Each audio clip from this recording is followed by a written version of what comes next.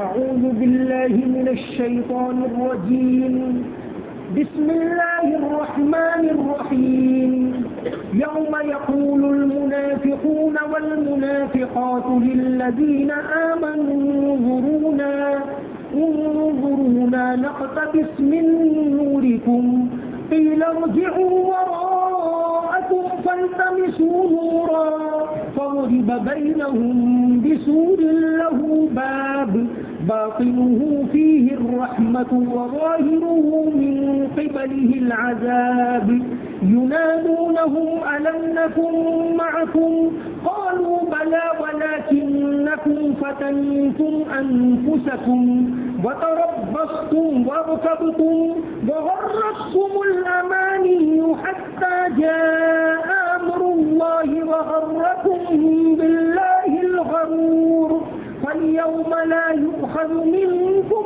فدية ولا من الذين كفروا مأواكم النار هي مولاكم وبئس المصير صدق الله العظيم. جس دن منافق مرد اور منافق عورتیں ان لوگوں کو کہیں گے جو ایمان لائے کہ تم ہمارا انتظار کر لو، ہم بھی تمہاری روشنی سے کچھ حاصل کر لیں. ان کو کہا جائے گا کہ تم اپنے پیچھے لوٹ جاؤ، وہاں روشنی تلاش کرو. پھر ان کے درمیان ایک دیوار حائل کر دی جائے گی جس کا دروازہ ہوگا، اس کے اندر میں اللہ کی رحمت ہوگی اور اس کے باہر آگے کی طرف سے آتا ہوا عذاب ہوگا. وہ ان کو پکاریں گے کہ کیا ہم تمہارے ساتھ نہیں تھے؟ وہ کہیں گے کہ کیوں نہیں، لیکن تم نے اپنے آپ کو آزمائش میں ڈالا اور تم انتظار کرتے رہے اور شک میں پڑے رہے اور آرزوؤں نے تم کو دھوکے میں ڈالے رکھا، یہاں تک کہ اللہ کا حکم آ گیا اور تم کو اللہ کے بارے میں دھوکہ دینے والے شیطان نے دھوکے میں ڈالے رکھا. بس آج تمہاری جانب سے کوئی فدیہ قبول نہیں کیا جائے گا اور نہ ان لوگوں کی جانب سے جنہوں نے کفر اختیار کیا. تمہارا ٹھکانہ جہنم ہوگا، وہی تمہاری رکھوالی ہوگی اور وہ بہت برا ٹھکانہ ہے. قیامت کے دن پہلے مرحلے میں ایمان والے اور کافر چھان کر الگ کر دیے جائیں گے. پھر چونکہ منافقین دنیا میں تو ایمان والوں کے ساتھ رہتے تھے تو وہ بھی یہ دوسرے مرحلے تک ایمان والوں کے ساتھ ہوں گے. پھر دوسرا مرحلہ جو پل فراق کا آئے گا، وہاں منافقین کو ایمان والوں سے الگ کر دیا جائے گا. ایمان والوں کو اس دن ایک روشنی حاصل ہوگی جیسا کہ یہاں اس آیت کے اندر بیان کیا گیا، اور آگے اسی سلسلے کی صورت کے اندر یہ بات آتی ہے کہ اللہ تعالیٰ اس گھنے اندھیرے کے اندر ایمان والوں کو روشنی عطا کریں گے، ان کے ایمان کی اور ان کے اعمال کی، تو وہ وہاں سے گزر جائیں گے. اب منافقین چونکہ دنیا میں ساتھ رہتے تھے تو وہاں بھی پہلے مرحلے میں ساتھ ہوں گے. وہ دھوکہ دیتے تھے تو وہاں وہ بھی دھوکے میں پڑیں گے. وہ پہلے سمجھیں گے کہ ہم تو ایمان والوں کے ساتھ ساتھ چلے جائیں گے، لیکن پھر اس کے بعد ان کو الگ کر دیا جائے گا اور وہ جہنم میں جائیں گے. یوم یقول المنافقون والمنافقات للذین آمنوا انظرونا نقتبس من نورکم. اس دن منافق مرد اور منافق عورتیں ان لوگوں کو کہیں گے جو ایمان لائے کہ تم ہمارا انتظار کر. حدیث شریف کے اندر آتا ہے، علامہ ابن جریر طبری نے ایک حدیث حضرت قتادہ سے روایت کی ہے جو مرسل حدیث ہے. اس میں بیان کیا ہے کہ اس دن ایمان والوں کے لیے روشنی ہوگی، اور مثال دی کہ کسی کی روشنی تو یہاں سے یعنی مدینہ سے عدن تک ہوگی، کسی کی روشنی مدینہ سے صنعاء شہر جو یمن کے اندر اتنی زیادہ ہوگی، کسی کی روشنی اس کے گھٹنوں تک ہوگی معمولی روشنی. جیسے جیسے دنیا میں اعمال، جیسا جیسا ان کا ایمان اور جیسے جیسے اعمال، لیکن تمام ایمان والوں کو وہاں روشنی حاصل ہوگی اور اس کی روشنی میں وہ آگے بڑھیں گے، وہ روشنی صرف انہی کو کام آئے گی۔ تو منافقین کہیں گے انظرونا نقتبس من نورکم، کہ ٹھہر جاؤ ہم بھی تمہاری روشنی سے فائدہ حاصل کرنے۔ قیل ارجعوا وراءکم، ان کو کہاں جائے گا؟ قیل کہاں جائے گا، یعنی ایمان والے نہیں کہیں گے، کیونکہ ایمان والے وہ تو کبھی کسی کو دھوکہ نہیں دیتے، غلط نہیں کہتے، لیکن اللہ کی طرف سے فرشتے کہیں گے کہ ارجعوا وراءکم، جاؤ واپس دنیا میں۔ یہ لوگ تو دنیا میں سے روشنی لے کر آئے ہیں، دنیا میں ایمان لائے اور اعمال کیے، وہاں سے روشنی لے کر آئے ہیں، تم کو بھی روشنی چاہیے تو واپس جاؤ دنیا میں۔ قیل ارجعوا وراءکم، کہاں جائے گا کہ تم پیچھے جاؤ، فالتمسوا نورا، اور وہاں روشنی تلاش کرو۔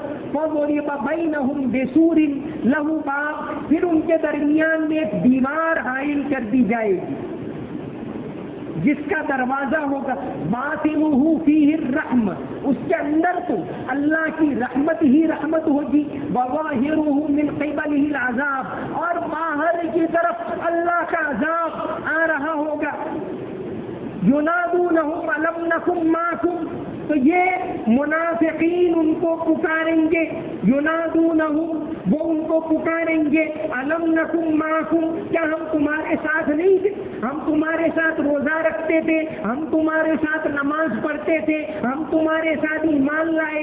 منافقین بھی جیسے عبداللہ ابن ابی نماز کا بہت بڑا پابند، نبی کریم صلی اللہ علیہ وسلم کے زمانے میں بھی بعض منافقین تھے، وہاں تو چونکہ آپ صلی اللہ علیہ وسلم کو وحی کے ذریعے بتا دیا تو آپ کو معلوم تھا کہ یہ سچا ایمان والا ہے، یہ منافق ہے۔ آج کے زمانے میں تو ایسا کوئی بیرو میٹر نہیں ہے جس سے پتا چلے کہ کون مومن کون منافق، اس کا فیصلہ کرنے والے اللہ تعالیٰ ہیں۔ تو وہاں کہاں جائے گا؟ وہ لوگ کہیں گے الم نکن معکم، کیا ہم تمہارے ساتھ نہیں تھے؟ قالوا بلا، کہیں گے ہاں تم تھے تو ہمارے ساتھ۔ اب یہاں ضمن 4 اسٹیپ بتا دیے جن سے نفاق پیدا ہوتا ہے۔ ایک تو منافقت ہوتی ہے عقیدے کے منافقت، کہ انسان کو آخرت کا یقین ہی نہیں ہے، بس ظاہر میں لوگوں کی دیکھا دیکھی وہ کچھ بول نہیں سکتا، لوگوں کے دباؤ میں ایمان کو اپنائے ہوئے، ورنہ حقیقت میں اس کا دل مڑ گیا ہے۔ تو ایسے منافق وہ تو کافروں سے بھی بدتر ہے، لیکن ایک عملی منافق کہ عقیدہ تو ان کا پورا ہے، آخرت کو بھی مانتے ہیں، اللہ کو مانتے ہیں، رسول کو مانتے ہیں، جنت کو جہنم کو سب مانتے، لیکن عمل نہیں کرتے۔ یہ ہوئے عملی منافق، وہ تو ایمان والے ہیں، وہ جنت میں جائیں گے۔ ہاں ان کی بدعمالی کی سزا، انہوں نے اعمال چھوڑ دیے، اس کی سزا بھگتیں گے، لیکن وہ جائیں گے جنت میں۔ تو وہ تو عملی منافق، اور خطرناک منافق ہے وہ عقیدے کے منافق ہیں۔ اسی طرح منافق کی 2 اور قسمیں بتلائی۔ ایک تو شعوری منافق کہ اس کو پتا ہے کہ میں مانتا نہیں، اس کو اندر پتا ہے، شعور ہے اس کو کہ میں نفاق کے اوپر ہوں، مجھے یقین ہے ہی نہیں۔ اور ایک غیر شعوری منافق کہ انسان کو پتا ہی نہیں کہ میں کس راہ پر چلا جا رہا ہوں، رفتہ رفتہ منافقت کے راستے پر چلا جاتا ہے۔ تو منافقت ایک روحانی بیماری ہے، اور وہ بیماری پیدا ہوتے جیسے کینسر ایک بیماری، یہ بیماری اگر شروع کے اسٹیج پر ہو تو اس کا علاج ہو سکتا ہے، تو اگر یہ علامتیں پائی جائیں اور شروع کے اسٹیج میں ہوں تو اس کا روحانی علاج ہو سکتا ہے۔ تو فرمایا ینادونہم الم نکن معکم، جب ان کو روشنی نہیں ملے گی تو وہ پکاریں گے ایمان والوں سے، کہیں گے الم نکن معکم، کیا ہم تمہارے ساتھ نہیں تھے؟ قالوا بلا، وہ کہیں گے ہاں ہاں تھے، ولکنکم فتنتم انفسکم، پہلا اسٹیپ کہ تم نے اپنے آپ کو آزمائش میں ڈالا، فتنتم آزمائش میں ڈالا۔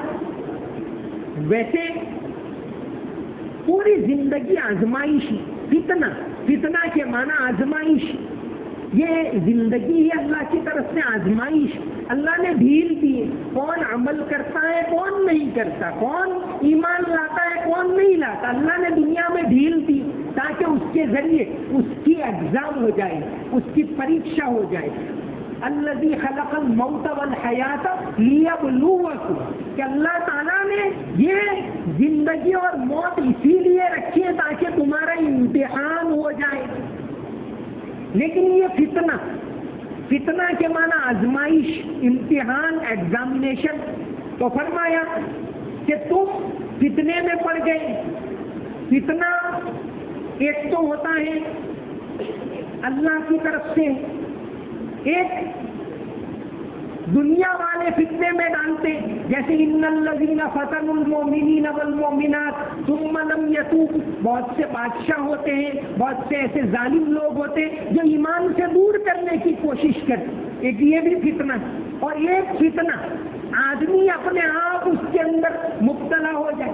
جیسے قرآن کریم کے اندر فرمایا انما اموالکم واولادکم فتنہ، تمہارا مال اور تمہاری اولاد تمہارے لیے فتنہ ہے. فتنہ ہونے کا مطلب آزمائش کا ذریعہ. اس سے محبت ہونا یہ فطری ہے، نیچرل، لیکن وہ محبت اللہ اور اس کے رسول کی محبت سے زیادہ نہ ہو جائے. محبت ہونا اولاد سے. قرآن کریم کہتا ہے وَجَعَلَ بَيْنَكُمْ مَوَدَّةً وَرَحْمَةً، کہ اللہ تعالیٰ نے یہ محبت ڈالتی ہے بیوی کی، مال کی. وَتُحِبُّونَ الْمَالَ حُبًّا جَمًّا، یہ ہونا فطری ہے.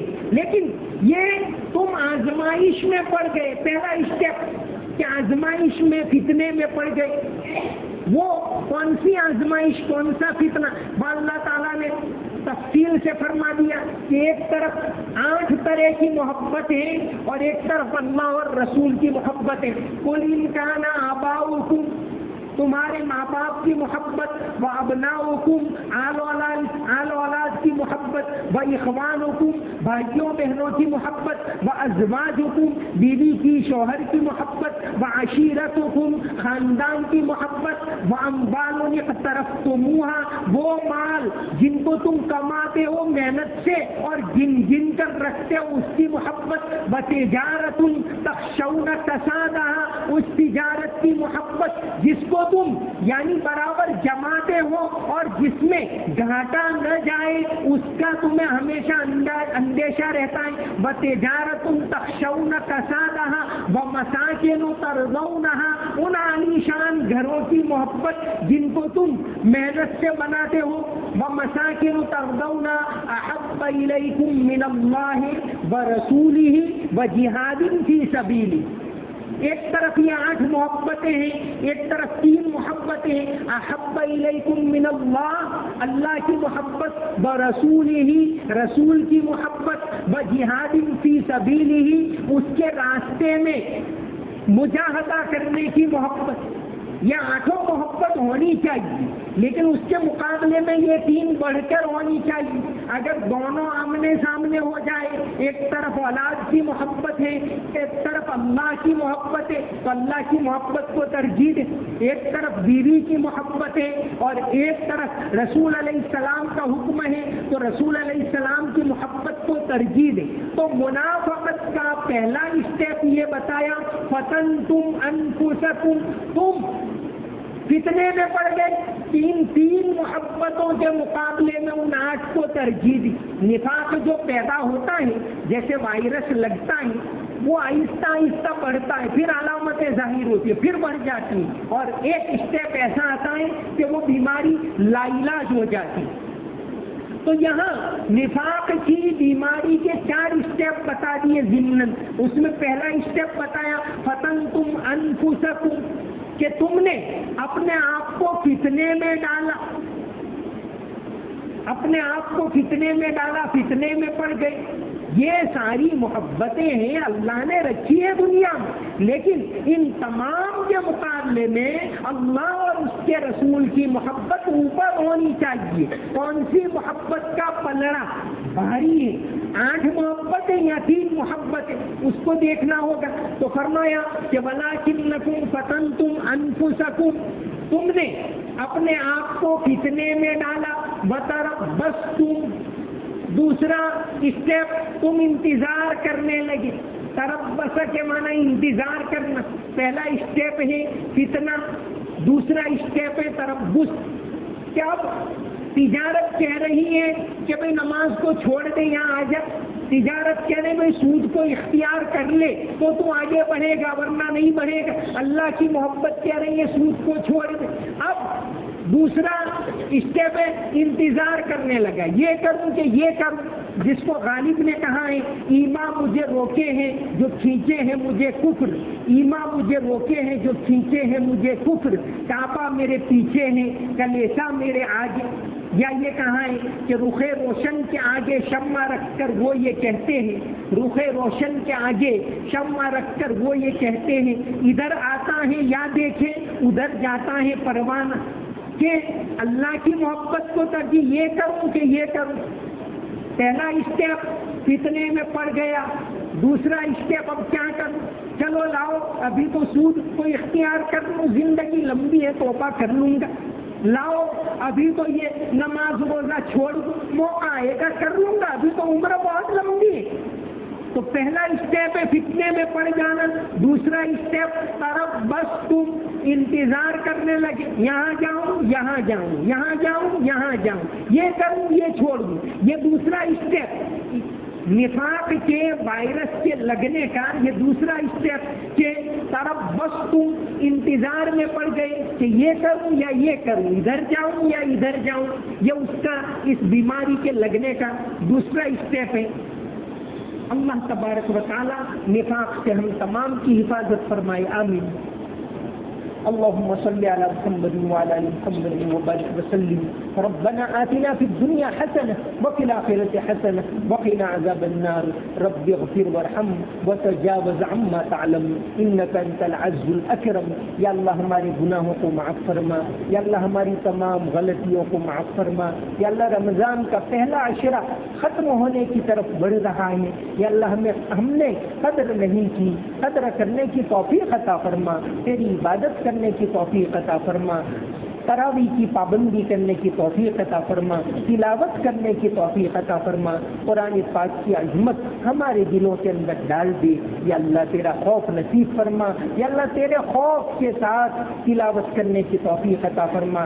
یا اللہ اور تمام کا خوف ہمارے دلوں کے اندر سے نکال دے. یا اللہ ہر طرح کی روحانی بیماریوں سے ہماری حفاظت فرما، نفاق سے حفاظت فرما، تکبر سے حفاظت فرما، حسد سے حفاظت فرما. ہمارے دلوں کو پاک صاف فرما. یا اللہ ہر طرح کی روحانی بیماریوں سے پاک صاف فرما. ہمارے مرحومین کی مغفرت فرما، انہیں جنت الفردوس میں اونچا مقام نصیب فرما. یا اللہ جو حادثہ ہوا ہے، یا اللہ اس کے اندر جو دنیا کو چھوڑ کر چلے گئے، یا اللہ ایک دین کا کام لے کر گئے تھے، ان کی مغفرت فرما. ان کے گھر والوں کو صبر عطا فرما. یا اللہ ان کے گھر والوں کو صبر عطا فرما. یا اللہ ان کے صدقے طفیل میں ان کے تمام گھر والوں کی مغفرت فرما. ان کو بھی جنت کا راستہ، جنت کے راستے کے اوپر عمل کرنے کی توفیق عطا فرما. یا اللہ صبر جمیل عطا فرما. یا اللہ جو پیچھے رہ گئے، یا اللہ تو ان کا کفیل بن جا، تو ان کا مددگار بن جا. اللهم صل على محمد وعلى ال محمد وبارك وسلم. سمعنا واطعنا غفرانك ربنا واليك المصير برحمتك يا ارحم الراحمين.